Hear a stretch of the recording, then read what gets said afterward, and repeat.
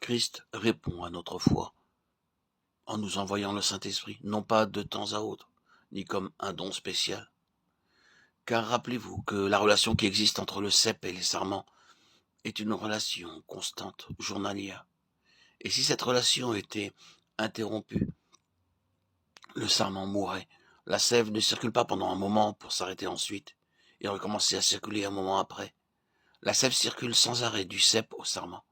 Et de la même manière, Jésus, mon Seigneur, désire que je prenne cette position bénie et que jour après jour, heure après heure, pas à pas, dans tout ce que j'ai à faire, je me tienne devant lui dans un sentiment de totale impuissance, sachant que je ne connais rien, que je ne suis rien, que je ne puis rien.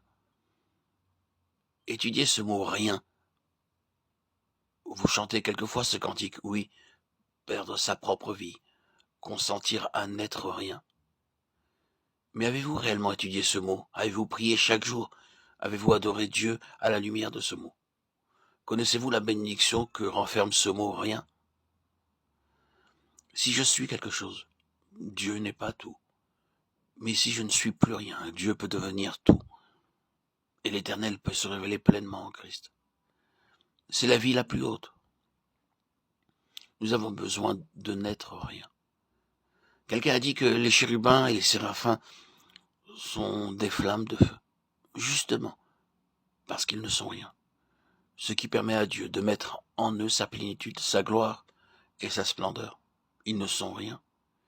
Et Dieu est tout en eux et autour d'eux. Si réellement vous n'êtes plus rien, si vous êtes impuissant, pauvre et humble, alors Christ pourra agir pleinement en vous. Je suis le cep et vous êtes les sarments. Celui qui demeure en moi et en qui je demeure porte beaucoup de fruits. Car sans moi, vous ne pouvez rien faire. Jean 15, 5. Ayez cette attitude de dépendance à Christ. Apprenez à n'être rien. Apprenez à être impuissant. Celui qui possède quelque chose n'est pas absolument dépendant. Mais celui qui n'a rien est complètement dépendant. Dépendre absolument de la puissance de Dieu. C'est le secret de la puissance dans le travail pour Dieu. Le sarment ne possède rien par lui-même. Il n'a que celui qui lui vient du cep. De même, vous et moi, nous ne possédons rien excepté ce que Jésus nous donne. Mettez ce verset dans le livre de Jean, chapitre 15, verset 5. Répétez-le régulièrement, quotidiennement, jusqu'à ce qu'il s'intègre dans votre moelle, dans votre cœur, dans votre esprit. Je suis le cep et vous êtes les sarments.